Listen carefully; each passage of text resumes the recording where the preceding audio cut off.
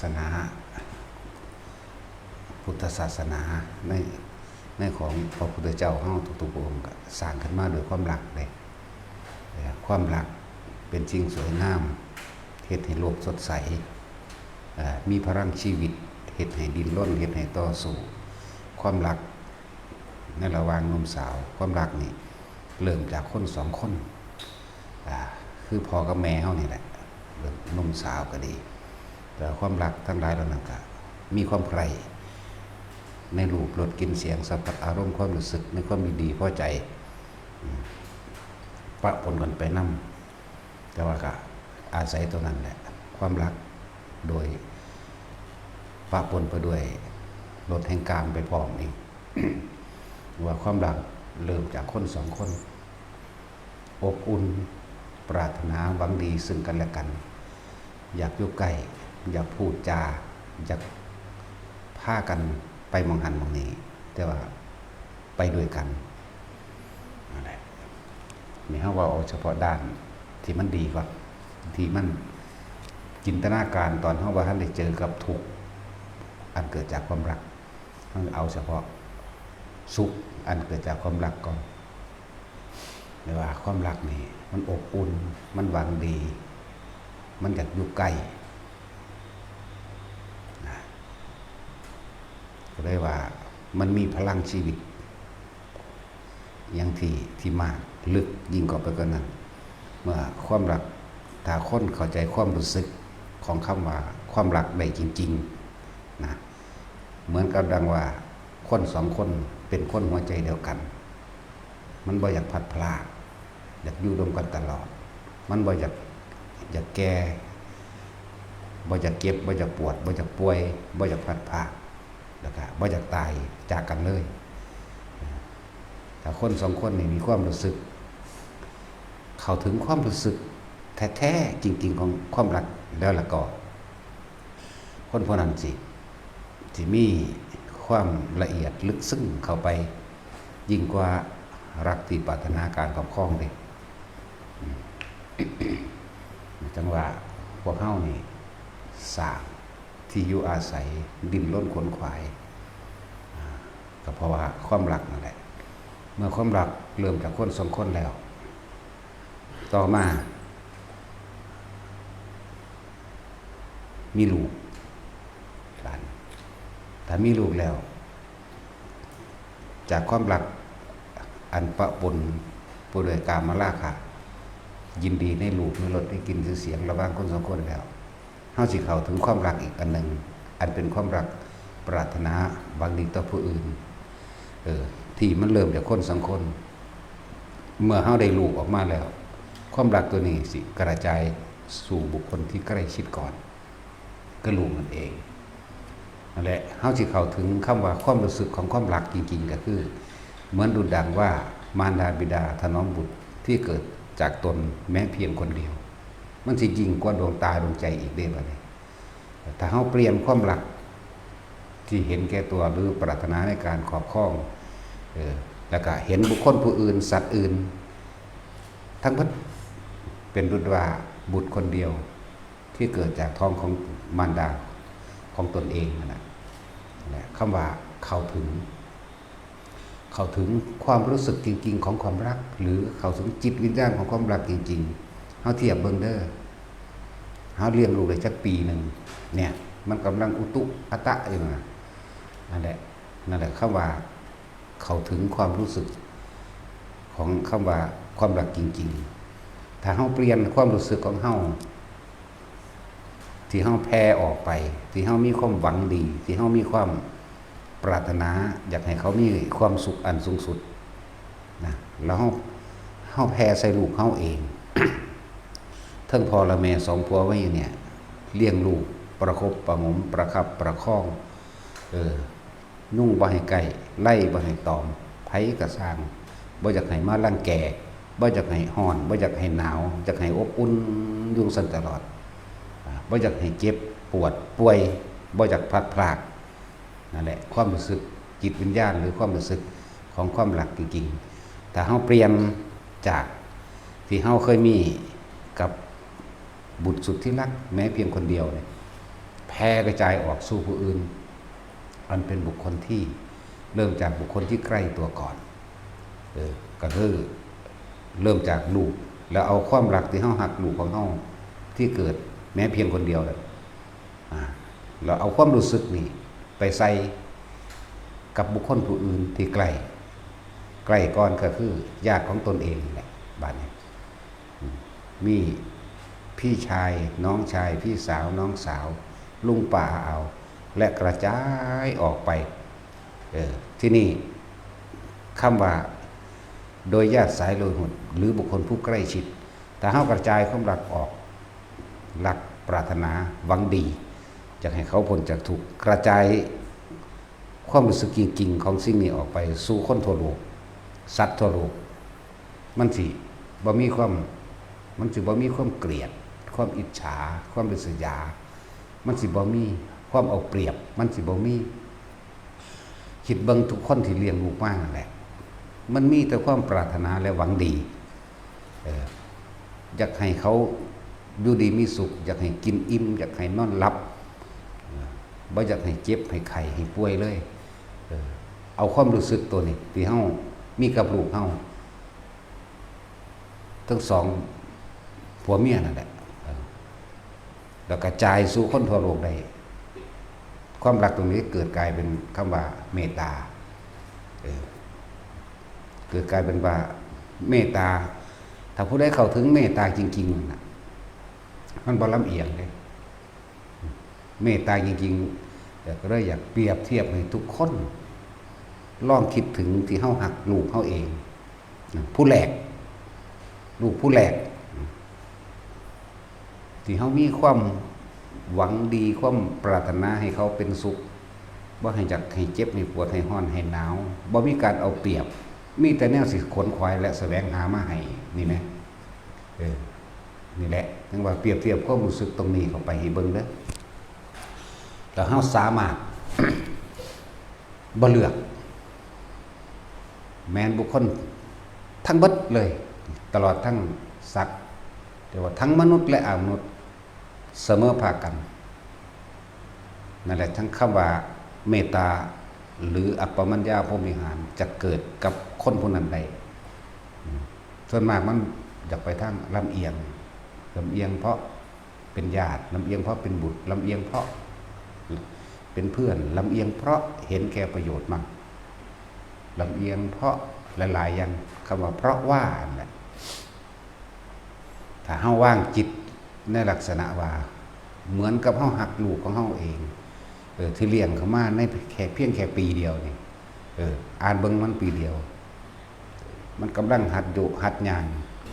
รวมความรวมงายตุไปอย่างนั้นแล้วใส่ความรู้สึกนี่กระจายออกสู่กับทั้งมนุษย์และอมนุษย์สัตว์ทั่วโลกเลยนั่นแหละเฮาสิเข้าถึงคำว่าเข้าถึงความรู้สึกของคำว่าความรักจริงๆแล้วก็เอามาเทียบดึงมาเทียบเบิ่งเด้อเฮาสิบ่สั่งไผเลยเฮาสิบ่เอาเปรียบไผเลยเฮาสิบ่ไปทำลายไผเลยบ่ทำลายบ่อิจฉาผู้ใดสิว่างคิดได้แบบนั้นนั่นแหละต้องบอกว่าแต่ละคนเฮาก็เพื่อสิให้ถึงจุดนี้แหละแต่ละคนเลยเมื่อมีเปลี่ยนจากความรักมากลายเป็นเสมอภาคกันทั้งหมดทั้งมนุษย์และอมนุษย์มนุษย์ทั้งหมดอมนุษย์ทั้งหมดสัตว์เดรัจฉานทั้งหมดหรือทั้งที่มองเห็นได้มองไม่เห็นก็ช่างทั้งหมดนั่นแหละจึงจะสมบูรณ์และเข้าถึงจิตวิญญาณความรู้สึกของคำว่ารักแท้ๆเป็นแบบนั้นเฮาบ่อยากให้คนที่เฮาหักเป็นทุกข์เฮาบ่อยากให้คนที่เฮาหักลำบากนี่คือความรู้สึกของคำว่ารักแต่ว่าโดยธรรมชาติมันบ่เป็นไปว่าจากไม่แก่จากไม่เจ็บจากไม่ปวดจากไม่ป่วยและจากไม่พัดพรากจากกันนี่ธรรมชาติคือความเป็นจริงที่มันมีอยู่ที่พวกเขาบ่อยากให้มันเป็นมันก็ฝืนธรรมชาติบ่ได้ นั่นแหละเป็นจังหวะที่บาดนี้ถ้าเฮาบ่เข้าใจธรรมชาติเพิ่นจึงได้บอกว่ารักสิ่งใดก็ช่าง เราจะเป็นทุกข์กับสิ่งนั้นทุกข์จึงเกิดจากสิ่งอันเป็นที่รักบุคคลสัตว์สิ่งของอะไรที่ว่ามองด้านดีแล้วก็ต้องมองด้านไม่ถูกใจมันมองด้านถูกใจมองด้านดีแต่ก็ต้องมองด้านบ่ถูกใจบ่ดีเนี่ยโลกเป็นธรรมคู่เฮ็ดจังใดบัดนี้เฮาจักพาจักนำพาบุคคลอันเป็นที่รักพ้นออกจากทุกข์ไปได้นี่สำคัญกว่านี่สำคัญมากเพราะเฮาบ่อาจสามารถที่จะฝืนกฎธรรมดากฎธรรมชาติเกิดแก่เจ็บพลัดพรากจากสิ่งอันเป็นที่รักป่วยต่างๆสารพัดแล้วแต่สิเป็นไปสุดท้ายก็ต้องตายนั่นแม้นคนเฮาเกิดมาแล้วไม่จากเป็นก็ต้องจากกันตายอยู่แล้วสิ่งสำคัญที่เฮาบ่อยากให้เห็นเฮาบ่อยากเห็นคนดีเฮาหักเจ็บปวดป่วยถูกเอาเปรียบรังแกบ่อยากหยังเลยอยากให้เขามีความสุขอยู่เช่นนั้นตลอดสิ่งสำคัญเลยต้องบอกแต่ละคนว่าทำยังไงนี่เราจะนำพาบุคคลอันเป็นที่รักผ่านพ้นความทุกข์ไปได้ทุกข์นี้ทุกข์อันยาวไกลผ่านพ้นความทุกข์อันเกิดจากวัฏฏะสงสารคือความอยากที่พวกเขาตั้งไว้วางไว้บุคคลใดก็ช่างที่ปรารถนาความสุขแม้นความทุกข์ไม่ปรารถนาก็จัดได้มาบ่ปรารถนาก็ได้มาเด้เพราะว่าสุขกับทุกข์นั้นเป็นของที่เนื่องกันอยู่ติดกันอยู่นั่นแหละมองลากลึกเข้าไป เฮาบ่อาจสามารถที่ฝืนกฎธรรมชาติได้ความจริงสัตว์ทั้งหลายเกิดแก่เจ็บและตายให้บัดนี้เฮาเฮ็ดจังใดเฮาสินำพาบุคคลอันเป็นที่รักอันเกิดจากบุคคลที่รักซะก่อนสองผัวเมียแต่มันเข้าใจลึกซึ้งแล้วมันบ่อยากพัดพากันอีกเป็นห่วงเป็นแยกกันอีกถ้าผู้หนึงเกิดมันก็ต้องนำเอาอีกผู้หนึ่งถ้าผู้หนึ่งไปตกในที่ต่ำไปตกในที่ทุกข์มันก็ต้องมีความปรารถนาหวังดีซึ่งกันและกันนำไปเอากันเฮ็ดจังใดมันสิบ่ได้นำเฮ็ดจังใดมันสิบ่ได้พัดพานั่นแหละสิ่งที่ประเสริฐสูงสุดก็คือธรรมะที่เฮาควรแนะนำซึ่งกันและกันผ่านพ้นทุกข์ไปด้วยกันที่เพิ่นว่าเป็นหยังคนจังเว้าเรื่องว่า ศรัทธาเสมอกันศีลเสมอกันจาคะเสมอกันและปัญญาเสมอกันบุคคลที่ปรารถนาจักไม่พัดภาคจากสิ่งอันเป็นที่รักเลยก็มีแนวทางคือมีความเชื่อมีความศรัทธาเสมอกันมีศีลเสมอกันอีกมีจาคะหมายถึงความให้ทานยังก็แล้วแต่ถ้ามีความหวังปรารถนาที่จะพบกันเกิดพบใดชาติใดคอยเข้าเจ้าจงเป็นคู่กันตลอดไปมันก็เป็นเด้มีความเห็นเสมอกันคือปัญญาเนี่ยอันนี้แน่นอนอยู่แล้วเป็นไปเรื่อยเพราะเกิดจากคำมั่นสัญญาและสัจจะญาติฐานหรืออธิษฐานจิตคู่กันไปตลอดแต่ว่าพวกเข้าสิพากันทุกข์ไปตลอดขึ้นชื่อว่าการเกิดมันก็ทุกข์ตลอดเนี่ยทำอันนี้ก็มีทำที่ทำให้เกิดเป็นคู่สามีภรรยากันไปตลอดอนันตกาลแล้วก็บ่พ้นการทุกข์คือเก่าเด้เป็นที่จังสั่นเหมือนนั่งสวรรค์ติดตกสวรรค์นั่นแหละมันไปสวนดอกไม้ คุณจะไปเก็บดอกไม้นี่แหละเขาเจ้าเทียบจริงๆมันเนรมิตเลยนั่นแหละแต่ว่าจะไปเก็บดอกไม้ตกใจนิดหน่อยมาเกิดเป็นมนุษย์ล่ะมาได้เมียมาได้ผัวผู้หญิงอันนี้ผู้หญิงมาได้ผัวเป็นกษัตริย์อายุ80 ปีตายได้ลูก2 คนแต่ว่าเวลาคนผู้นั้นตอนมีชีวิตอยู่เริ่มต้องรู้จักความใดให้ทานรักษาศีลบ่เคยผิดศีล5ตลอดปัดกวาดถูสาราตักน้ำตักในถวายแด่หมู่พระสงฆ์องค์เจ้ากระทำการบุญกุศลสิ่งใดก็ช่างขอข้าพเจ้าจงได้กลับไปอยู่กันด้วยร่วมกันกับสามีอีกมีแต่ว่าจังสี่ล่ะ อายุ80 ปีตายก็ขึ้นไปพอดีในมื้อนั้นสิพากันไปไหว้พระจุฬามณีพระอินทร์ถามว่าเมื่อกี้นี้เธอไปไหนมานั่นชั่วขณะเดียวเมื่อกี้นี้เธอไปไหนมาอ๋อเมื่อกี้นี้นั่นน่ะหม่อมฉันจุติเจ้าค่ะอ้าวจุติเหรอแล้วเป็นยังไงชีวิตการเป็นอยู่บอกได้ไปเป็นเมียกษัตริย์ได้ลูก2 คนแต่ว่ามีความปรารถนาว่าจะเป็นภรรยาของท่านตลอดไปก็ได้เป็นเนี่ยขนาดน่าเป็นมนุษย์แล้วความสัญญาประวัติตันติในใจมันก็ยังเกิดก็เลยอยากไปเกิดเป็นอยากได้ผัวผู้เดียวนั่นแหละ นี่เป็นอดีตชาติของพระพุทธเจ้าเฮาเองเนี่ยสมัยเพิ่นเป็นพระอินทร์สมัยนั้นพระอินทร์ก็ว่ามันจะมีเมีย4แล้วแต่ว่าขึ้นไปนำกัน3ส่วนนางสุทธมานางสุทธมาเวลาหมู่พวกคณะตลอดทั้งผัวเพิ่นน่ะนายมคคะนี่ก็คือพระพุทธเจ้าเฮาในสมัยนี้ทำบุญทำการกุศลหยังก็แล้วแต่เพิ่นก็เข้าใจว่าเพิ่นเป็นมีส่วนอยู่แต่ว่าใจมันบ่น้อมเข้าไปเต็มที่เวลาเขาถามว่าให้รีบหน่อยเนี่ยท่านมคคะกำลังไปว่าบ่เป็นไรดอกสามีของเราทำเราก็จักได้บุญด้วยเราก็โมทนาสาธุอยู่เพราะว่าความเป็นหลงไหลในความงามของตนแต่งโตจังสั่นจังสี่เด่นอยู่หลงไหลแต่ว่าแต่ความเป็นภูมิรูปร่างหน้าตาสวยงามเลยหมู่เขาตายไปสวรรค์เบิดไปสวรรค์สันดาวดึงเป็นพระอินทร์แล้วนั่งวิสาขานั่งสุทธมานั่งยังก็ขึ้นไปเบิดแล้วจะเป็นนั่งตลอดทั้งนั่งพิมพ์ผ้าเนี่ยก็ขึ้นไปเบิดแล้วเหลือแต่นั่งสุชาดาผู้เดียวแล้วไปเกิดเป็นนกกระย่างขาวนั่นแหละเราสรุปว่านกกระย่างขาวตอนคือนั่งสุชาดาใช่ไหมสุชาดาจิมาถวายเขามาถูกประหยัดในศาสตร์นี่นั่นแล้วทั้งสั้นแหละ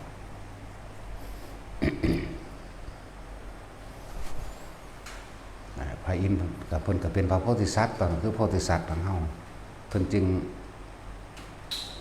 นั่งสุชาดามาเกิดเป็นนกกระย่างขาวขนาดพระอินทร์ก็เป็นห่วงอย่างว่านํตามกันใส่ภาษาใจใส่กันให้รักษาศีล5เด้อเราปรารถนาไปอยู่กับเรานั่นมันก็เฮ็ดนำเห็นบ่นี่เพิ่นนำเอากันแบบนี้นั่นแหละคือความรู้สึกของความรักเป็นห่วงกันเพราะอยากให้ตกทุกข์ได้ยากเหมือนกันกับเฮาหักลูกเฮาที่เกิดมาแต่เพียงผู้เดียวเหมือนกันมันห่วงมันหาได้เลี้ยวซ้ายแลกขวาแล้วอ้าวไอ้สุชาดาไปทางใดนั่นแหละไปเห็นแล้วเอ้าไปเกิดเป็นนกกระย่างขาวอะไรจังว่าอยู่คุณอายุมันยืนเด้คิดพอข้าวเดียวมันเท่าไรปีแล้วก็มีเด้เหมือนกับเมื่อกี้นั่นแหละคิดพอข้าวเดียวเอ้าไปเป็นนกกระย่างขาวอายุ8-9 เดือนแล้วมันใหญ่เร็วได้สัตว์นกปนแต่ก็ล่ะนี่แหละก็เลยมานั่มเอาเพิ่นก็เลยตั้งจิตตามคำของพระอินทร์นั่นแหละนางสุชาดาแต่ปีนั้นล่ะมันก็มีเครื่องทดสอบนำเด้ฝนดีปลาบ่อื่นบ่อยากอยู่แต่ว่ามันบ่เต็มมีปลาตายกินตัวเองก็เลยต้องอดอาหารเพราะว่ารักษาศีลจนตายบ่ขาดสัตว์มีอยู่แค่นั้นแหละกินกับกามอันอื่นบ่มีดอกแต่ว่ากันด้วยความตั้งใจรักษาศีลอาจารย์คิดว่าหากข้าพเจ้าตายทั้งในขณะนี้ขอได้ไปเกิดอยู่กับท่านพี่องค์อินนั่นแหละทั้งสั้นแหละนี่เขาจะเป็นห่วงกันเหมือนดุจดังว่าเป็นห่วงบุตรสุดที่รักที่เกิดแต่เพียงผู้เดียวนํกันแบบนี้แหละแล้วจังว่าถามแต่ละคนว่าถ้าเฮามีคนที่เฮาหักอยู่แล้วเฮ็ดจังใดเราจะพาบุคคลอื่นเป็นที่รักข้ามผ่านความทุกข์ไปด้วยกันโดยไม่ต้องกลับมาทุกข์อีกโดยไม่ต้องมาหากันอีกโดยไม่ต้องมาห่วงกันอีกโดยไม่ต้องกลับมาเกิดมาแก่มาเจ็บป่วยแล้วก็ตายจากกันอีกนั่นแหละนี่คือความรักของพระโพธิสัตว์เป็นแบบนี้เพิ่นสามารถว่างจิตกระจายออกบ่มีคำว่าลำเอียง รักผู้อื่นเสมอตนรักตนเสมอด้วยผู้อื่นเสมอกันหมดในระหว่างที่เขาถามเพิ่นว่าระหว่างพระอราหุลกับเทวทัตพระเจ้าข้านี่พระองค์นั้นรักใครมากกว่ากันเท่ากันยังไงขนาดนั้นเด้เท่ากันไม่มีความแตกต่างระหว่างราหุลกับเทวทัตโอ้มันมาธรรมดาเลยพอเข้าเฮ็ดจังสันใดบ่บุเนาะต้องใดบ่ใดมันไปบ่ใดเข้าใจว่าล่ะ คำว่าอุเบกขาเมตตากรุณามุทิตาแต่อย่าลืมก่อนหนึ่งสุดท้ายสำคัญมากคืออุเบกขานั่นแหละเป็นความรักที่เป็นความร้ายจากบ้านความรักที่เป็นความร้ายเพราะสาโลกมนุษย์เขาว่าฉันรักเธอคิดถึงเธอเป็นห่วงใยกับเธอจังนนอย่างนี้ความรักที่เป็นความร้ายแบบสำหรับคนที่ปรารถนาการครอบครองไว้สนองแค่เพียงแค่ตัณหาแห่งตนความรักนั้นจึงกลับกลายเป็นความร้ายได้เมื่อบ่ได้ดังใจเมื่อเขาบ่เฮ็ดไปตามที่ตัวเองบอกความโกรธย่อมเกิดขึ้นความรักก็ย่อมเกิดขึ้นมีการถกเถียงด้วยถ้อยคำที่หยาบคายรุนแรงเพื่อที่จะให้เขามาเอาใจตัวเองนั่นไม่ใช่ความรักแต่เป็นความเห็นแก่ตัวนี่เขารักตัวเขาเองจากโบราณรักในลักษณะนั้นความรักลักษณะคือความเห็นแก่ตัวไม่ใช่การแบ่งปันแต่เป็นการคุมขังจากโบราณเป็นการคุมขังให้คนอื่นทำเพื่อตัวเองเท่านั้นนั่นแหละคอยจับผิดแต่เขาแต่ว่าบ่จับผิดตัวเองอะไรจังว่าความรักทั้งหลายเหล่านั้นจึงกลับกลายเป็นความร้าย แต่ว่าที่ว่าความรักที่จะไม่ปนไปด้วยความทุกข์ไม่มีเลยเพราะบุคคลที่รักนั่นแหละเราจึงออกดิ้นรนและแสวงหาทรัพย์สมบัติต่างๆนานาสารพัดมาเพื่อที่จะบำรุงบำเรอครอบครัวให้อยู่ดีมีสุขบางครั้งก็มีการฆ่าบวาตขาคนขาสัตว์อื่นๆนั่นแหละคำว่าบขาคนกับขาสัตว์ต่างๆนานาสารพัดเพื่อมาหล่อเลี้ยงครอบครัวอันเป็นบุคคลที่รัก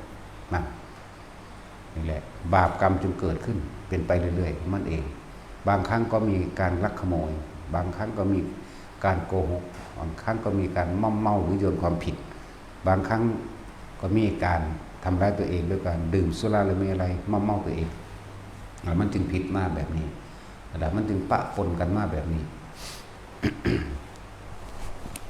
คืออันนี้ให้มองเห็นโทษลักษณะนี้เข้าไปนำมองเห็นโทษโลกนี้เป็นธรรมคู่สัมมาทิฏฐิเห็นตามความเป็นจริงก็ต้องคู่กันกับมิจฉาทิฏฐิเห็นตามความเป็นจริงก็จริงเห็นตามความผิดก็รู้แต่ว่า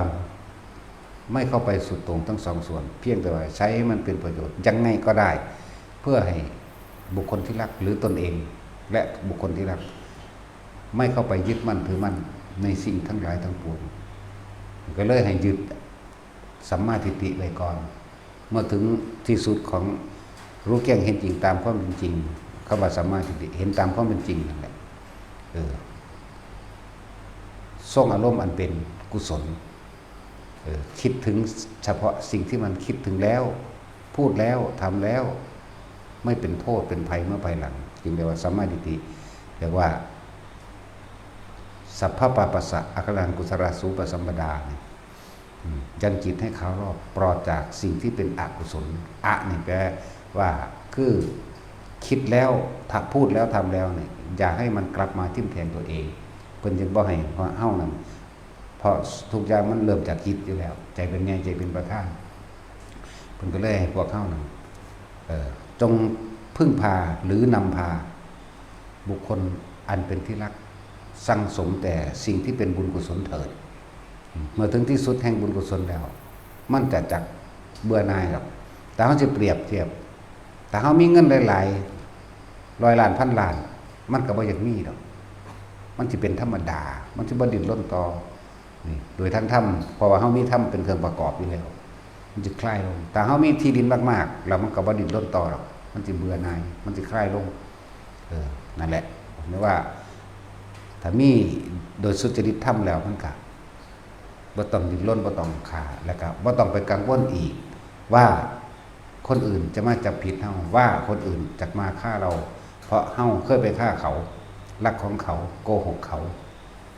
บ่ต้องกังวลหยังนั่นแหละเมื่อถึงที่สุดแห่งสัมมาทิฏฐิก็ต้องถิ่มเหมือนกันเพิ่นจึงนำสมมุติระหว่างสัมมาทิฏฐิและมิจฉาทิฏฐิออกมาแสดงให้พวกเฮาเข้าใจ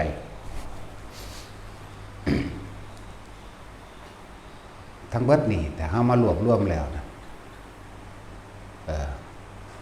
ทุกเกิดขึ้นจากสิ่งอันเป็นที่รักแต่ว่าที่สำคัญว่าเหตุจังใดวะเนี่ยก็เฮารู้แล้วเฮาเข้าถึงความรู้สึกของความรักได้แล้วนี่ทำยังไงจักพาบุคคลอันเป็นที่รักข้ามพ้นทุกข์ไปด้วยกันได้นี่ตัวนี้สำคัญนั่นแหละถ้าหากกันอีหลีก็ต้องพากัน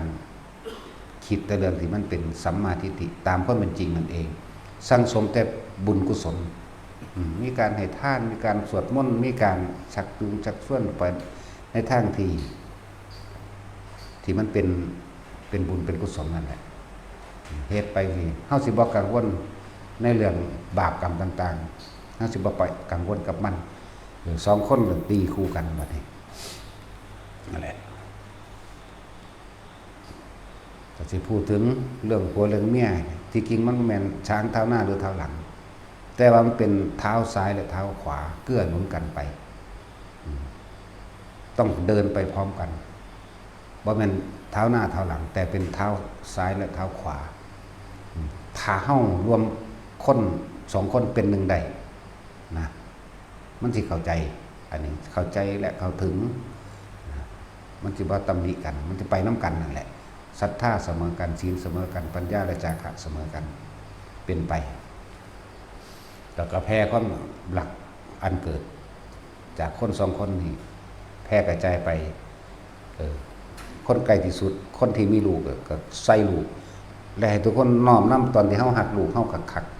ๆร่องกระจายความรู้สึกนี้ไปสู่บุคคลผู้อื่นอันไม่ใช่ญาติและก็ตลอดทั้งสัตว์อื่นพอได้นั่นแหละความสบายใจแต่ขึ้นชื่อว่าเบียดเบียนทำลายข่มเหงรังแกเอาเปรียบสิบ่มี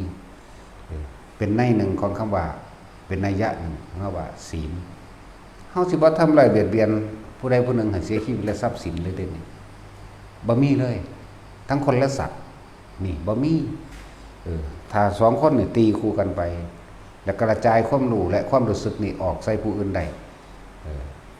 กระจายกันไปคำว่าสมาธิมันก็เกิดขึ้นจิตมันก็ตั้งมั่นในความดีคำว่าปัญญาพอเฮาฮู้แล้วเห็นแล้วว่า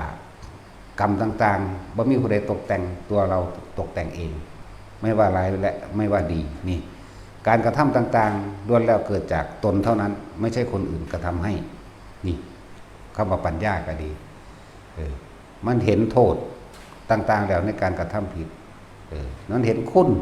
ของการทำถูกตามความเป็นจริงมันเองที่ไม่รังแกเบียดเบียนคือทำถูกอันใดก็ช่างที่ว่าไม่รังแกเบียดเบียนทำร้ายให้ผู้ใดผู้หนึ่งเสียชีวิตและทรัพย์สินตลอดทั้งคนและสัตว์หรือทั้งมนุษย์และอมนุษย์บอกร่วมบัดจังสิสมาธิจิตมันเลยตั้งมันข้าว่ามันตั้งมันคือบอกมันบ่หวั่นไหว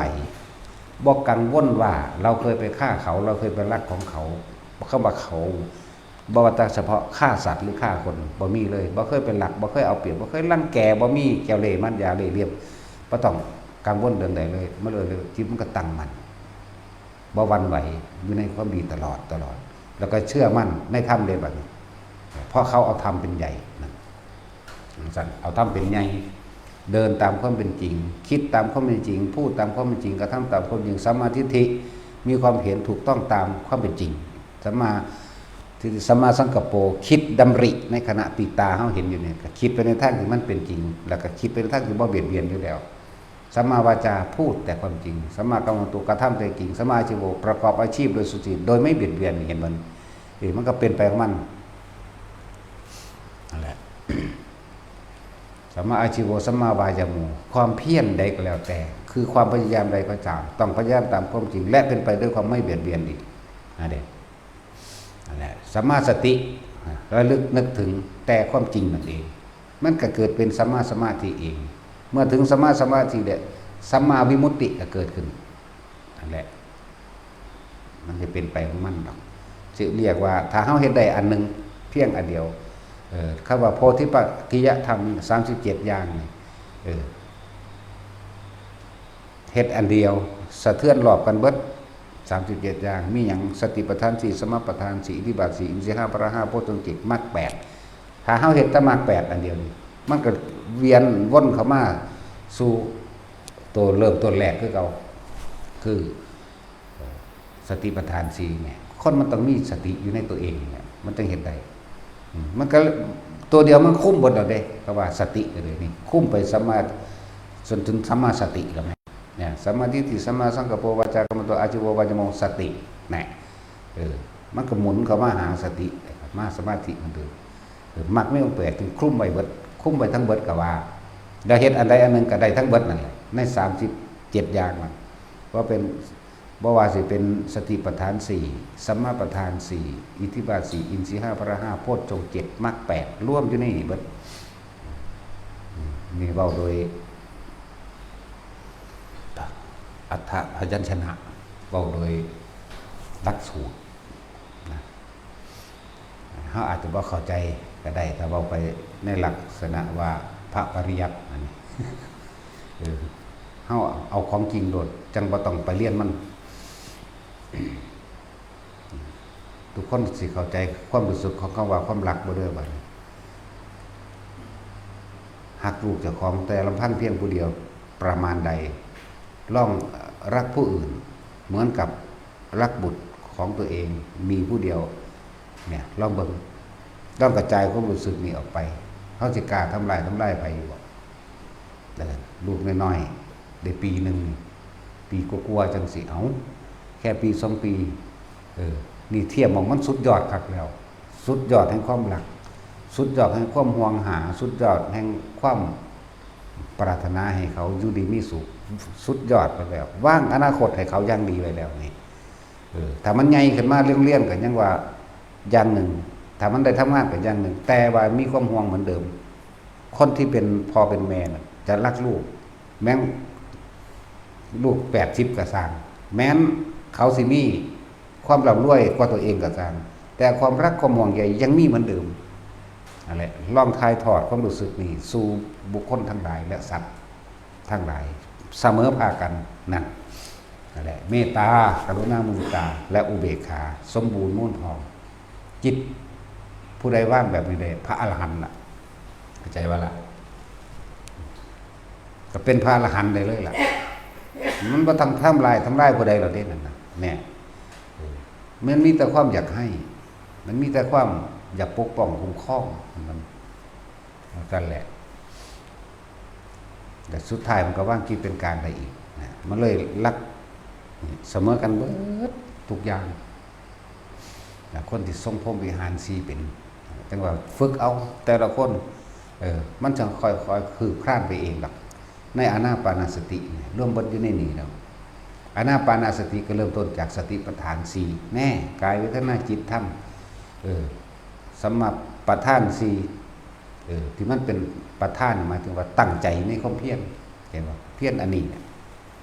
อิทธิบาท4ฉันทวิริยะจิตตวิมังสาแน่ก็มีความพอใจในการที่ฝึกหัดปฏิบัติในกายเวทนาจิตนี่แหละนั่นแหละ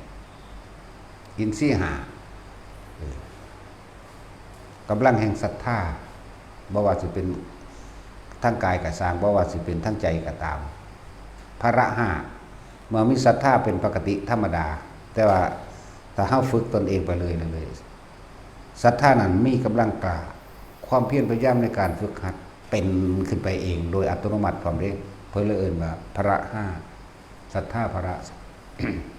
มีกำลังวิริยะพละมีความเพียรกล้ามุ่งมั่นไปอีกสติก็มีกำลังไปอีกพละสมาธิไปอีกปัญญาอีกหมุนเข้าไปหากันเองหรอกนั่นแหละพระ5จะอยู่ในโพชฌงค์7คือเก่านั่นแหละแน่กสติธรรมวิริยะวิริยะสติสมาธิแน่มันก็ไหลเข้าไปหาฮอดอุเบกขากึกเหมือนกันแล้วก็มักมีองค์8คือเก่านี่เฮ็ดอันนึงสะเทือนถึงกันเบิด เหมือนกันกับร่างกายเฮานั่นแหละถ้าว่าหัวนี่ก็เป็นส่วนหนึ่งของร่างกายถ้าว่าตาก็เป็นส่วนหนึ่งร่างกายเนาะถ้าว่าตีนก็เป็นส่วนหนึ่งของร่างกายแม่นบ่ล่ะจักสิว่าอันใดแน่ถึงมันสิแยกซื่อแต่ว่ามันก็เป็นอันเดียวกันมันกับกายเฮานั่นแหละว่าทุกคนลองเอาความรู้สึกตัวนี้ความรู้สึกเหมือนเรารักลูกของเราเองคนบ่มีลูกเฮาหักผู้ใดมากที่สุดเก่าความรู้สึกในกว่าเฮาเรารักคนมากที่สุดในกันกล้องกระจายออกใส่บุคคลทั่วไปนั่นแหละคนบ่มีลูกมีพ่อมีแม่หักอยู่ดอกแต่บ่มีลูกบางคนติมักผัวเพียงผู้เดียวหรือคือมักเมียอยู่เพียงผู้เดียวก็ลองกระจายความรู้สึกนั้นออกไปเบิ่งนะเฮาเห็นกี่โป่งเฮาจะฆ่ามันอยู่บ่ถ้าว่ามันเป็นดุกบาลลูกของเราล่ะจะฆ่าอยู่บ่หรือสิกี้กินเสียก้นบ่ตัดสินเจ้าลองกระจายลูกนี่เปรียบเอาแบบลูกน้อยมีแต่ผู้เดียวถ้าลูกหลายนั่นเอาไว้สักก่อนอย่าเพิ่งไล่ไปนี่จักว่าลองเฮาเลี้ยงลูกน้อยผู้เดียวสิเกิดขึ้นเป็นคนแรกซะก่อนเราความรู้สึกที่มันเต็มที่ของมันว่างอนาคตให้ลูกไปล่ะจังซั่นแล้วเอาความรู้สึกรักลูกพี่เดียวแค่อายุปี2ปีนี่เอาสิกล้าอยู่บ่ในการไปทำลายสิกล้าอยู่บ่แต่ว่ากล้าเพราะปัญหามาคิดย้อนทำร้ายผู้อื่นก็คือทำร้ายตัวเองนั่นเหมือนกันกับเฮาไม่อยากให้ใครมาทำร้ายลูกของเราเป็นภาษาทั้งสั้นตัวนั่นแหละถ้าเข้าใจคำว่าธรรมะแล้วก็ดีธรรมะมันมีอย่างที่เฮาต้องฟังแต่ว่าฟังเคยคิดเอาเองก็บ่ได้อีกแต่ว่าเฮาบ่แม่นผู้รู้คือพระพุทธเจ้าเพิ่นนำความจริงออกมาแสดงมาตลอดจังว่าเป็นที่น่าอัศจรรย์เริ่มต้นตั้งแต่เพิ่นได้รับพุทธธรรมนายมานี่แล้วน่าอัศจรรย์นั่งสุมิตาอีกเป็นหยังจังปรารถนาคน2คนเฮ็ดเป็นหัวใจดวงเดียวได้แบบหัวใจดวงเดียวแบ่งปันความรักเมื่อหากผู้อื่นปานลูกเจ้าของเนี่ยมันตังนึกบ่ล่ะแต่จังว่าพวกเขาจะทั้งเห็นคุณของพระพุทธเจ้าแล้วก็เห็นโทษของตนพอแต่เพิ่นก็เว้าทุกเกิดจากสิ่งอันเป็นที่รักแม่นบ่ล่ะบัดนี้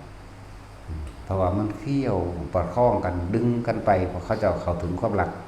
ตัวนั้นตัวจริงก็เลยล่องให้ทุกคนเทียบให้ทุกคนเอาความรู้สึกของตัวเองไปเทียบใส่หักลูกผู้แรกที่มันเกิดมานั่นแหละ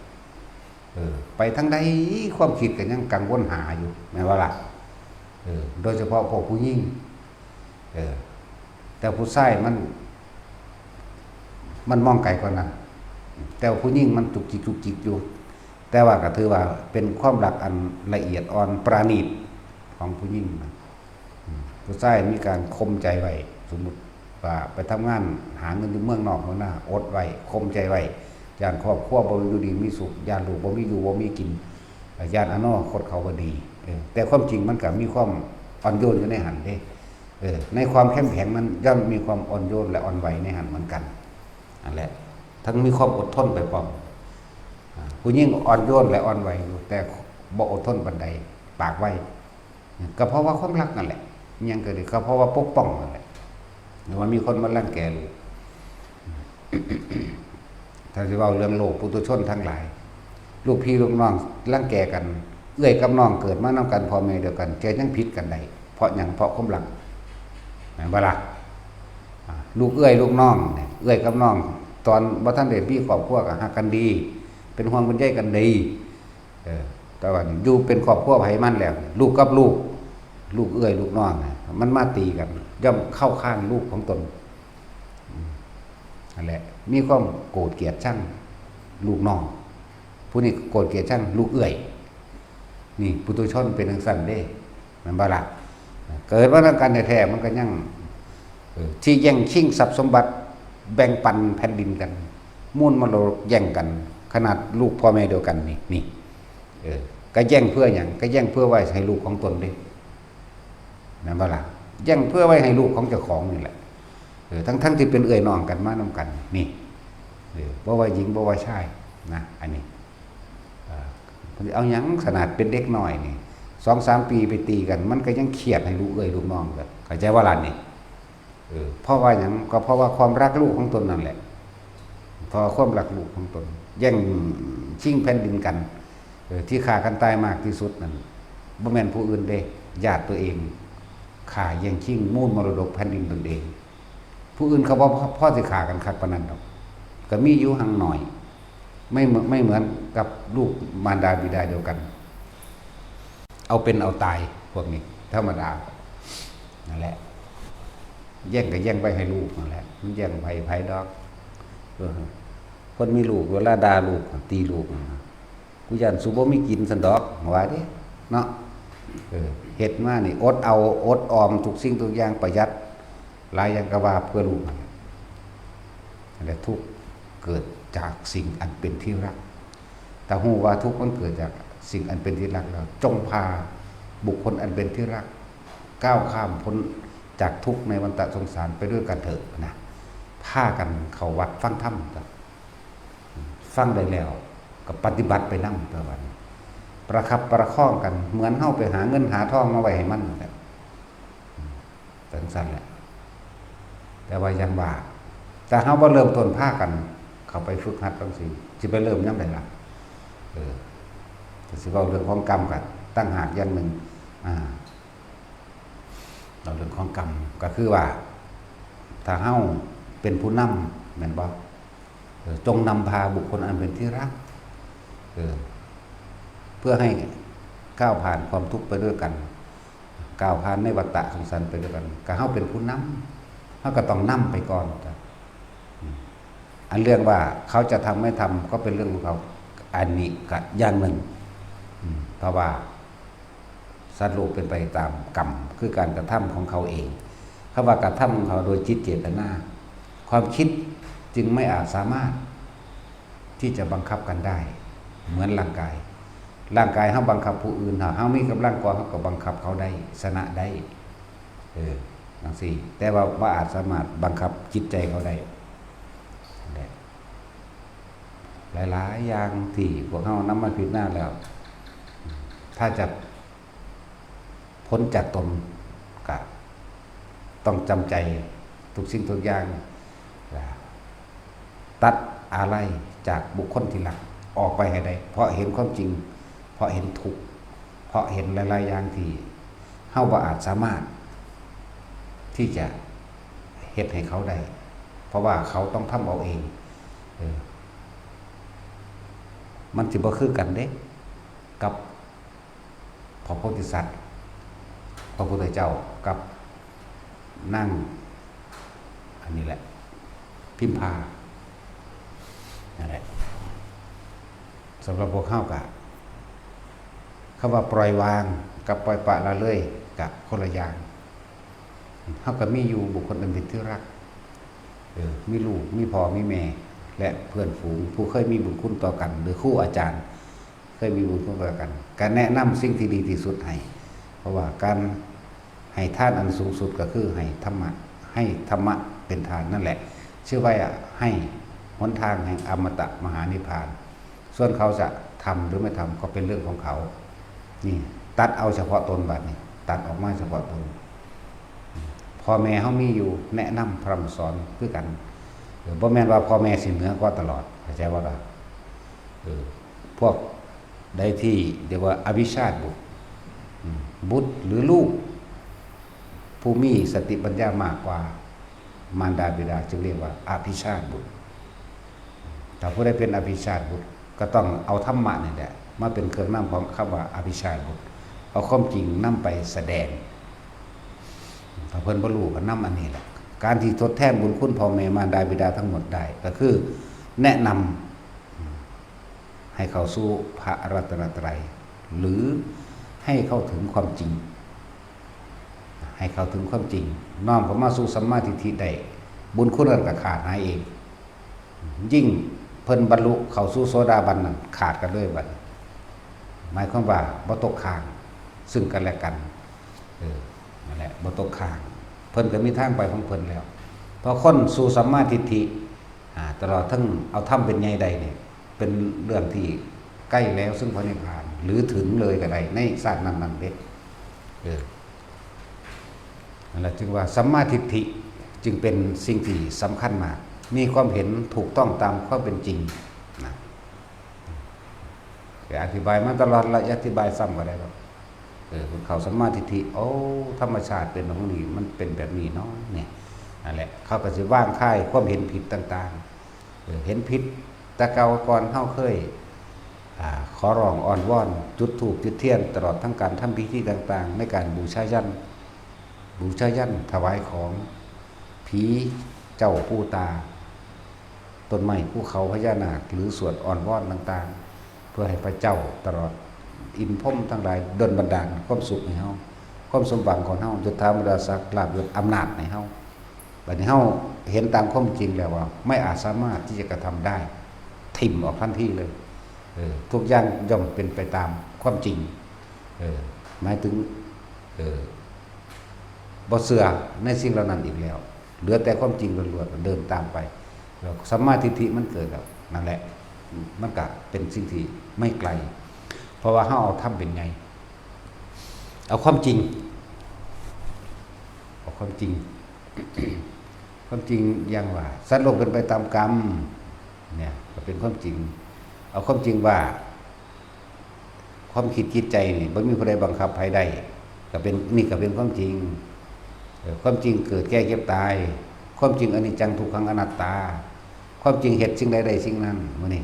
ความจริงคือทุกคนเกิดมาตายเบิดนั่นแหละนี่บ่มีผู้ใดซอยเหลือความตายแก่กันได้นี่หลายอย่างแล้วก็ความจริงอันว่าคำว่าบุคคลใดที่เข้าถึงความบริสุทธิ์แล้วก็มีอาจสามารถทำให้อีกผู้หนึ่งบริสุทธิ์ได้ด้วยเขาต้องทำด้วยตัวเขานี่กับความจริงอันหนึ่งนี่แหละพวกอภิชาติบุตรทั้งหลายผู้มีคุณธรรมสูงกว่ามารดาและบิดาก็เอาคุณธรรมเอาธรรมะไปแสดงเท่าแก่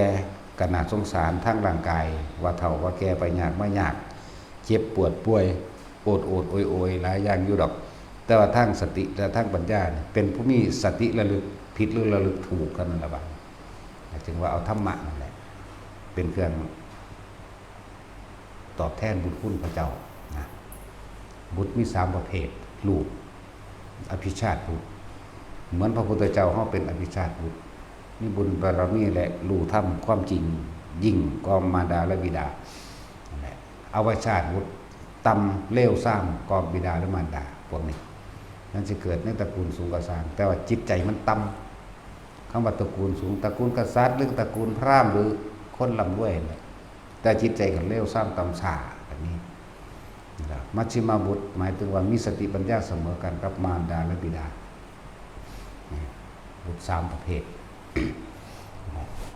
แต่คนใดก็ตามเฮาฝึกฝนตนเองเฮาเรียนรู้เฮาศึกษาถ้ามีธรรมะเป็นเครื่องนำหน้าแล้วครับเป็นว่าหลายๆอย่างเฮาสิมีทางออกนะถึงบอกว่าปัญหาโลกหรือปัญญาทางโลกสูงสุดแก้โลกบ่ได้แก้ปัญหาบ่ได้ฆ่ากันตายก็เกิดความอาฆาตบาดหมางและเป็นศัตรูเจ้ากรรมนายเวรซึ่งกันและกันแต่ปัญญาทางธรรมตามก็มันจริงแก้ได้แก้โลกได้นะครับจังหวะแต่ละคนบัดนี้ถ้าเฮาบ่อาจสามารถเฮาบ่ได้ปล่อยปละละเลยว่าเฮาปล่อยว่าง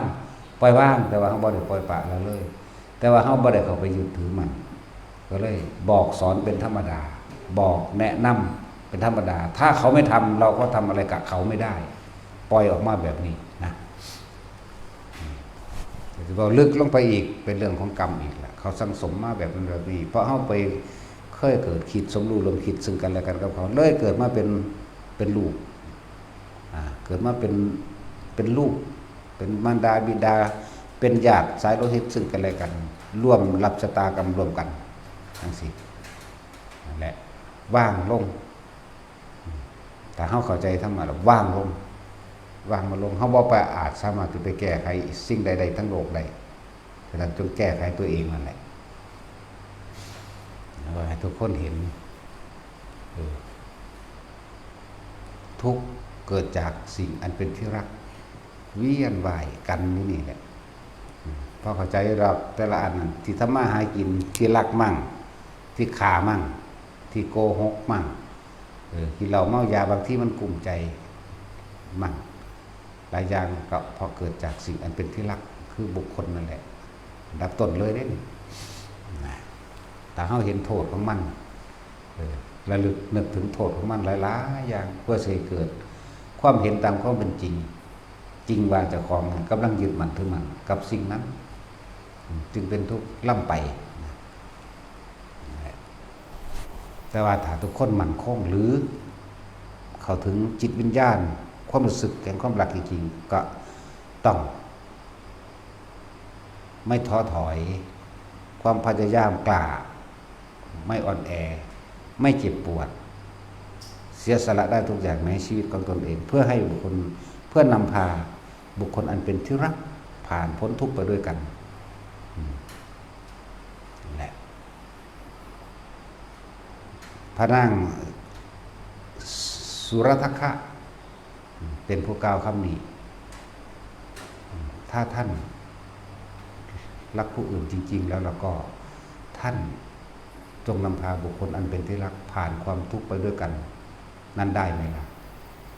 ถ้าท่านเข้าถึงความรู้สึกแห่งความรักท่านจะไม่เหนื่อยท่านจะไม่ท้อท่านจะไม่หมดหวังท่านจะไม่สิ้นหวังท่านจะมีพลังแห่งชีวิตท่านจะมีพลังแห่งความหวังดีแม้ชีวิตของตัวท่านเองท่านก็จะสละเพื่อเขาได้เพื่อให้เขาพ้นทุกข์ไปด้วยกันแต่ท่านต้องรู้กว่าเขาเนี่ยแหละท่านต้องเข้าถึงธรรม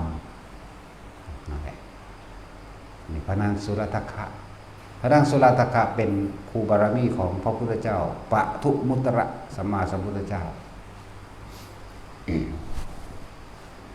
บอกย้อนหลังไปในจักหน่อยบ่หลายดอกบาง2กับสงไข่แหละบอกย้อนหลังให้ฟังสั่งจากไม้นั่นจะเกิดรวมกันกับนี้พระอานนท์เป็นชื่อว่าสุมาณะก็เป็นน้องพระพุทธเจ้าองค์นี้เด้แต่พระอานนท์ไปปรารถนาจะเป็นพระอุปถากจริงๆนะลักษณะนั้นโอ้ยมันหลายมันยาวมันไกลพระพุทธเจ้าแต่สิพูดถึงกับครูบารมีของเพิ่น2 คนร่วมใจเป็นหนึ่งเดียวแผ่กระจายความรักสู่พวกเฮาเองความรักของเพิ่นเสมอกันเบิดเสมอกันดุจดังว่ามารดาถนอมบุตรแต่เพียงผู้เดียวมีไหมหากพวกเฮาแบบนั้นเด้เพิ่นทั้ง2พระองค์ทุกพระพุทธเจ้าบัดของโลกก็ทุกพระพุทธเจ้าเพราะสั่นสิว่าบ่ฮู้ว่าพระพุทธเจ้าองค์ไหนเวลาเฮาว่านะโมตัสสะภะคะวะโตอะระหะโตสัมมาสัมพุทธัสสะขอความเคารพนอบน้อมของข้าพเจ้าจงถึงแด่พระพุทธเจ้าองค์นั้นจักองค์ใดเนาะก็เลยเป็นความหมายว่าทั้งเบิดนั่นแหละเป็นทั้งเบิดคิดเบิ่งว่าเพิ่นทั้ง2พระองค์เริ่มจากคน2คนแต่ว่าหลักตรงนั้นมันเลยคำว่ากามราคะแต่ว่าก็ต้องอาศัยกำละเริ่มว่ากามคุณพากามคุณนั่นเข้าไปอีกก็เลยเป็นเมตตาครบวิหาร4ทั้ง2พระองค์เสียสละมากๆไม่ได้ห่วงตัวเองเลยห่วงแต่บุตรเหมือนธรรมดาเลยบ่ได้ห่วงตัวเองทั้ง2พระองค์พอ2พระองค์เป็นหัวใจเดียวกันความรู้สึกเดียวกันห่วงแต่ลูกพวกเฮานี่แหละคือลูกของแกบรบาทแล้วเฮาลองเอาความรู้สึกของเพิ่นนั่นมาใส่ของเฮาแล้วเฮาเอาความรู้สึกของเฮาไปใส่ของลูกเฮาเนาะนั่นแหละเอาความรู้สึกของเจ้าของว่าฮักลูกขนาดใดเพิ่นก็ฮักเฮาแบบนั้นแปลกประหลาดว่าล่ะจิตใจกว้างใหญ่กว่ากันเนาะและสิ่งที่พวกเฮาขาดบ่ถึงถ้าได้ยินได้ฟังธรรมะนี่ไปเทียบเบิ่งบัดพวกเขาบ่ฮู้ธรรมพวกเขาบ่ได้ยินได้ฟังแนวจังซี่ที่เขาสงครามกันเรื่องไง เพราะว่าสิเป็นอิสราเอลเพราะว่าสิเป็นหยังละที่เขาสู่กันฆ่ากันตายอย่างนั้นย่ำใดสิพากันพ้นออกจากวัฏสงสารอันนี้ได้พวกเจ้าว่าเนาะขนาดพวกเข้าได้ยินได้ฟังเต็มสองหูซุมือนี่นะคนออกมาอันใดที่มันเป็นความรู้ว่าได้แม่นความจำกับไผเด้จากบ่ล่ะเอาของจริงที่แต่ของเป็นเลยได้นี่นำออกมาทายทอดความรู้สึกออกมาเลยนี่ให้เนี่ยพวกเข้าก็ยังงอกแงกกันนะหรือจักบ่ล่ะยังอีซี่ไอ้ฮะไอ้แฮะกันนี่นะโอ้ยังแย่งซิ่งกันอยู่นี่นะเนาะหลายอย่างในการแย่งซิ่งในการทางสื่อเสียงส่วนมาเนี่ยจะให้ครูบาอาจารย์ย่อถ้าเพิ่นบ่ย่อก็น้อยใจว่านี่ทำนี่ก็ยังอยากเอาไหมเอาไปสแตกยังเนาะรีแน่แล้วหมู่พระสงฆ์สามเณรก็คือกันเด้บ่ทันว่าลูกกูเบิดหลายตัวนี้ก็กูบ่ยอมไผดอกกูด่าแมงเบิดแต่สร้างกันตัวทั้งเบิดพอกันเบิดเด้บัดนั่นแหละพอกันเบิดนั่นแหละบ่ฮักไปสร้างไผดอกบ่ต้องอยากเด่นหยังดอกพยายามลึกซึ้งเข้ามาในตนเองเฮากำลังทุกข์กับสิ่งใดเฮาก็ยึดกับสิ่งนั้นแต่ว่าเพิ่นบ่ทุกข์เด้เพราะว่าเพิ่นบ่ยึดแต่ว่าเพิ่นมีความรักเมตตากรุณามุทิตาอุเบกขาเพิ่นมีตัวอุเบกขารองรับจักว่าล่ะพวกเฮาก็ลองใส่ความรู้สึกนี้ออกไปอย่าเอาความคิดเห็นเจ้าของเป็นใหญ่อย่ามาแย่งชิงกันมึงสิใหญ่ซำนรกอยู่บ่เข้าใจว่าล่ะไผก็ตามก็สิใหญ่ไปเฮ็ดหยังซั่นแหละเฮาเอาความรู้สึกนี้ที่เฮาลูกฮักลูกเฮาแล้วฮักผู้อื่นอยู่ข้างๆเฮาเดี๋ยวนี้เหมือนกับเฮาฮักลูกเบิ่งดูมันสิกล้าใหญ่กล้าเหยียบกล้าย่ำกล้าทำลายกล้าอิหยังที่เฮ็ดให้เจ็บช้ำน้ำใจอยู่บ่นั่นแล้วประคองลูกน้อยๆที่กำลังหัดเดินอยู่เนี่ยตอนลูกน้อยๆเฮากำลังหัดย่างตุ๊ตะอยู่นี่แม่ใส่อ้อมแขนไว้เอาตีนมาถูน้ำข้างเอามือมันมากัดมาหย่ำมาใหญ่มันอมเข้าไปตีนมันกระดกอมเข้าไปนี่แล้วเอาความรู้สึกนี่ใส่กับทุกคนได้บ่นี่น่า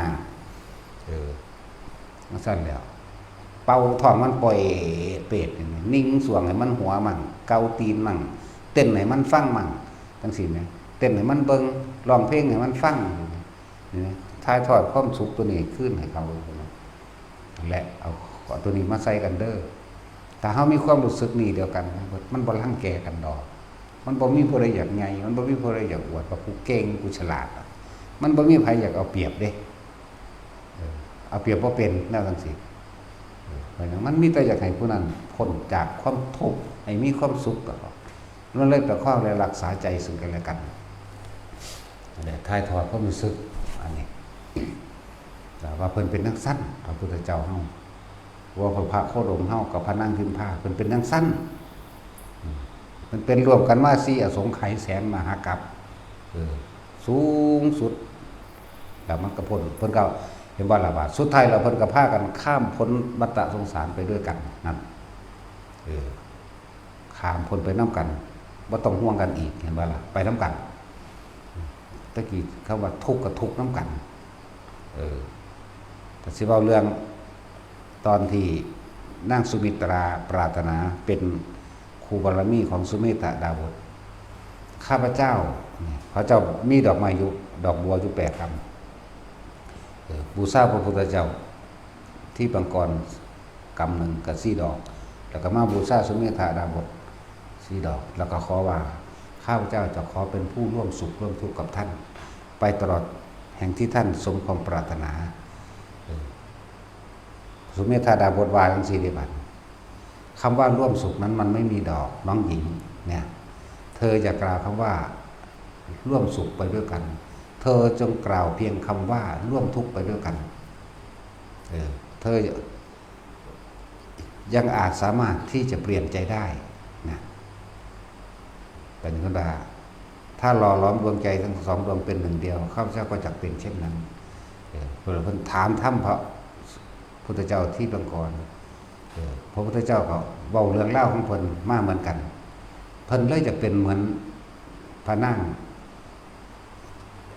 สุมาณาครูบารมีของพระพุทธเจ้าที่ปางก่อนบอก2 ครู 3 ครูแล้วเด้อนั่นแหละ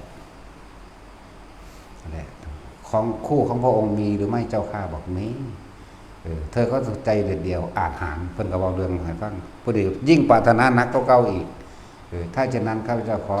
กล่าวคำตามข้อเป็นจริงของสุเมธาดาว่าข้าพเจ้าจะขอเป็นผู้ร่วมทุกข์ไปกับท่านบ่ได้ว่าร่วมสุขจากบ่ล่ะจะร่วมทุกข์ไปกับท่านจนถึงที่สุดแห่งทุกข์เท่านั้นแหละ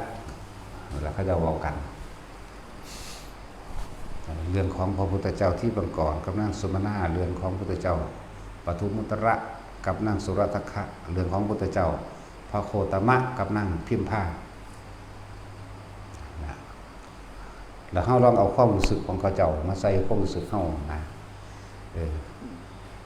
ผู้ยันบ่แม่นแต่คนอยู่ในนี้ตั้งแต่แนมตีนแนมมือกันหยิบขนมน้ำถาดผ้าเขามันก็สูงใส่กันแล้วเนาะไปว่าท่านจะเกลืออีหานเอาเบิดละธรรมดาว่ะเลยได้เสียงไผเสียงมันเลยนี่ก็เห็นแก่ตัวก็เห็นแก่ตัวเนาะนั่นแหละเป็นทั้งสัตว์ดีเด้ออย่าลืมเด้อคนที่บ่เคยได้ยินได้ฟังธรรมเหมือนต่างประเทศต่างๆที่เขาบ่มีพุทธศาสนาในหัวใจเนาะคิดอยู่บ่ว่าเขาจะไปสวรรค์หรือนิพพานใดเนาะขนาดเจ้าของมาวัดมาได้ยินได้ฟังแต่แท้ด่าซุมื้อขนาบแล้วขนาบอีกก็ยังซิ่งกันอยู่นะจังซั่นแล้วเทียบกันเบิ่งเด้อนั่นแหละสิปรับสายหยังที่เขาฆ่ากันโดยตัวความเห็นแก่ตัวเบิดนั่นแหละนะที่เขาฆ่ากันเฮาก็สิฆ่ากันบ่ความเห็นแก่ตัวคือกันนั่นแหละนั่นแหละคนมันสิเป็นผีเป็นเปรตก็เป็นตอนเป็นคนนี่เด้อมันไปสร้างไว้ตอนเป็นคนนี่เด้บ่ถึงจักเทื่อขนมนมเนยมีอาการทางก็มีจักว่าล่ะจังซั่นแล้วผู้บ่ได้กินก็มีผู้เอาไปหลายๆมีโอกาสเอากระมูก็มีเนาะนั่นแล้วกินไปตายซื่อๆจักสิเอาไปยังกระดอแท้เนาะกินแค่อิ่มบ่ได้บ่นะบ่เวลาพระเพิ่นสิใส่ของใส่อิหยังแต่ละเพิ่นมีสติระลึกตามความเป็นจริงและตามความเหมาะสมทุกเมื่อเด้ปฏิสังขายโยนิโสบิณฑบาตังข้าพเจ้าจากฉันอาหารนี้นะเพื่ออยากอัตภาพที่เป็นไปเหมาะสมควรแก่การบำเพ็ญสมณธรรมเด้ความหมายมันใส่ผ้าก็เหมือนกันเพื่อป้องกันร้อนกันหนาวเหลือบและยุงเพื่อความเป็นไปและเหมาะสมกับสมณธรรมเพื่อปิดบังความละอายนั่นเด้นี่ที่อยู่ก็เหมือนกันเสนาสนังป้องกันหลบร้อนแดดฝนเพื่อบำเพ็ญสมณะได้ความเป็นไปแห่งสมณะเด้อันนี้ยังมีแอร์บอกอยู่แล้วถามหาโอ้ยบ่มีพัดลมฮ้อนโลดโอ้ยหาลังอีมันคักแล้วบ่มีเน็ตโลดโอ้ยมึงมาเล่นเน็ตมึงมาบันเพิ่นทำธรรมดาบ่มันบ่ได้เกี่ยวกันเลยเด้กับตัวสิว่าประพฤติธรรมเนาะบ่มีเน็ตเห็นมั้ยอยู่บ่ได้ซั่นไปไกลๆซะอีห่ามึงอยู่ใต้ภาคพุ่นปานนั้นว่าฮักเขาเนาะเรื่องสั่นตัวหักแมงได้แล้วนั้นอุเบกขาตัวอยากว่าบ่มีเน็ตอยู่บ่ได้ชีวิตมันเกิดกินเน็ตนั่นบ่ดอกโอ้ยผู้ชายก็คือกันเกิดมามึงเกิดมากับอันนี้บ่สั่นแล้วมันไปขนาดนั้นเด้โอ้ยหยังหลายอย่างบ่ดอกมีแม่งแน่ก็ได้อยากใหญ่นี้เลยก็สิบ่ไล่มันออกหรือหาวิธีป้องกันตัวของเนาะหลายอย่างก็อย่างเนี่ยโอ้ยหมอดคูลงมาใส่ตาก็มีเด้ประตูปิดบ่ได้อยู่ยากเขาบ่ปั๊มดอกไผก็เลยเขาเรียกเบิ่งเอ๊ะอยู่หนังท้องเตะเสะอยู่ให้ก็เลยย่ำยางก็อุดหูดไปหน้าท้อง เฮ้ยเงิดหลายสั่นละเท่าเตเสะอยู่ให้เลยยันยังบุ๊บมันเป็นข้ออ้างหลายๆอย่างอยู่แล้วตอนเพิ่นอยู่ป่าอยู่ดงเพิ่นบ่มีไฟฟ้าแบบนี่ก็เทียบเอาเพื่อให้เจ้าของเกิดความอดทนนั่นแหละเว้ยเพิ่นบ่แม่นเทียบอ้างเด้เพิ่นเทียบความลำบากที่เพิ่นกว่าสิเห็นเข้าใจว่าล่ะกว่าสิเห็นธรรมกว่าสิรู้ธรรมเนี่ยกินอยู่นี่กินให้ตายก็ตายเด้อล่ะเนาะมันบ่ได้บัดเพิ่นนั่นแหละเทียบเพื่อให้เกิดกำลังใจต่อของเองเทียบว่าเพิ่นทุกข์ยากนำนี่ล่ะเว้ยแต่ของมันยังเป็นเปรตนี่เข้าใจบ่ล่ะยังเป็นกรรมฐานคุณนางกรรมฐานคุณนั่งสำอางและสำอ่อยนี่จักว่าล่ะเพิ่นไปจักฝนตกจักฟ้าห้องจักฟ้าผ่าเฮ็ดจังไดจังสิวิทย์ออกมาได้ลำบากที่สุดในการถูดงถูป่านี่จาริกก็คือตอนหน้าฝนบิณฑบาตก็ยากเปียกก็เปียกยุ่งก็หลายอีกแล้วฟ้าห้องฟ้าผ่าฝนตกลมมันธรรมดาบ่ก็เจ้าคือหลอดออกมาได้บ่ได้ไปกินข้าวซุมื้อแบบนี้เด้ออันนี้กินมื้อละ100เทื่อก็ได้ กินมั่งบ่กินมั่งเอาไปมาข้านกินไรกินแมงดอกไปเลยก็มีได้ล่ะเขาเจ้าเจ็บท้องปวดหัวก็เป็นบ่ตัวแนวนั่นล่ะเขาเจ้าหังบ่เอาเซาะอันนี้เลินก็บ่ได้เนาะอันขี้หม้อที่อันหมอดคูใส่ซื่อโอ้ยคันเบิดแล้วเลยโอ้ยเนาะขี้หมอดคูใส่แขนเอ้ยหาแนวมาท่าแล่นหาหมอนั่นแล้วอดเอาจังน้อยเนี่ยเป็นหยังภาษาขี้หมอด8แข้ง8ขานึงก็เลยนั่นแหละเทียบเบิ่งตะกี้มันบ่ได้มีของทันสมัยปานนี้เด้กดเพิ่นเข้าหยิบผ้าเข้ามันได้ขาดใส่เอาเด้เอาผ้าจีวรต่อกันลุงปูมยามเอาเด้อันนี้โอ้ยมีหอดมุงระบายอากาศธรรมดาว่าพัดลมใส่โซลาร์เซลล์กับพี่โซลาร์เซลล์กับมีพอแห้งแล้วแถม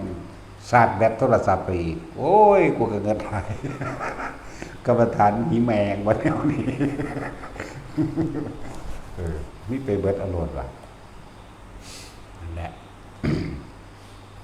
คนไปว่าถึงนี่ยังไฟจวด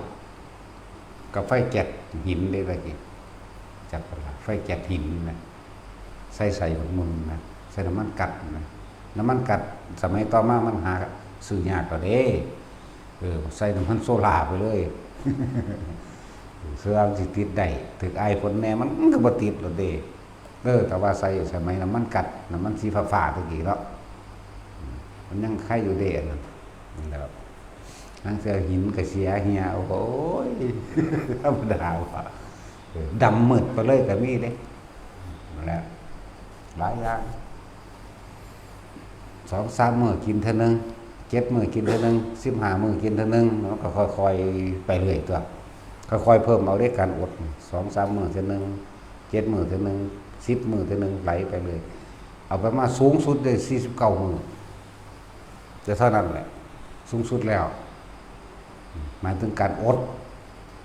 แต่ว่ามันไม่ได้อดดอกเพราะความเพียรมันกล้าจากว่าล่ะใครสิว่าตามมันลักสุดอะอินทรีย์ภาวนาแก่กล้าพวกเจ้าจักว่าอินทรีย์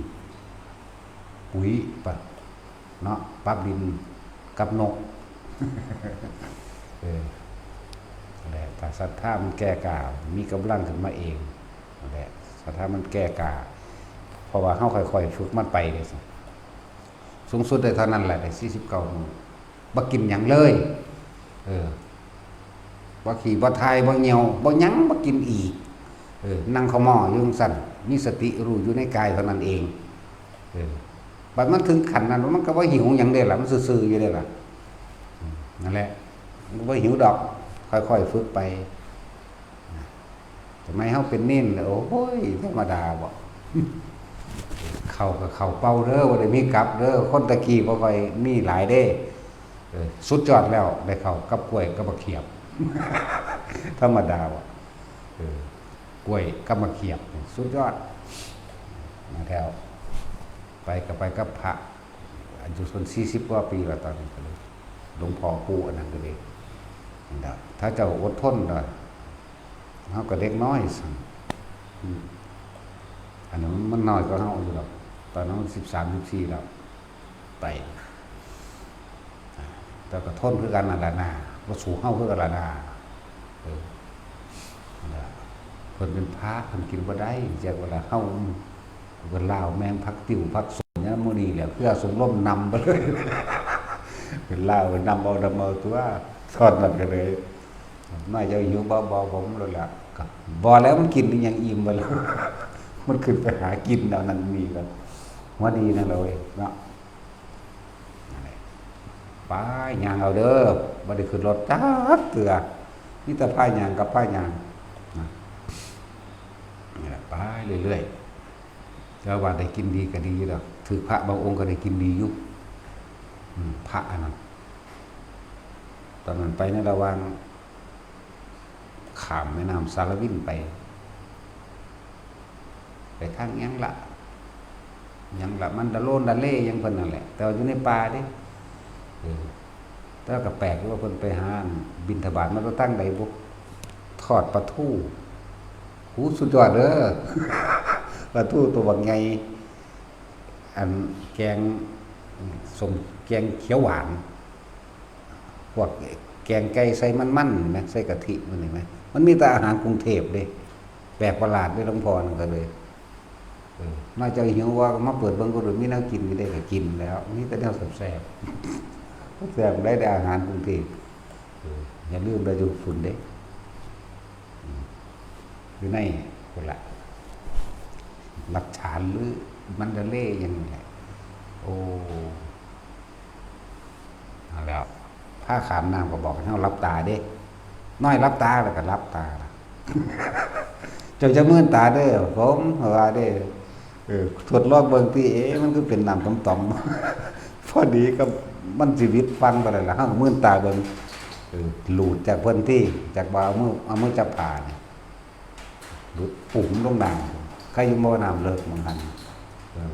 ถือฟ้ามือคือกันนั่นแหละโป้ว่าเก่าหัวแล้วว่าดิมันสั่นแหละเพิ่นฮู้จักว่าเฮาหิวจังซี่เพิ่นไปหาแนวไม่กินดอกมาบิณฑบาตกรุงเทพเบิ่งแล้วว่าต้องเป็นอาหารกรุงเทพแน่นอนแกงมะเขือใส่ซีนเนื้อแล้วก็อัน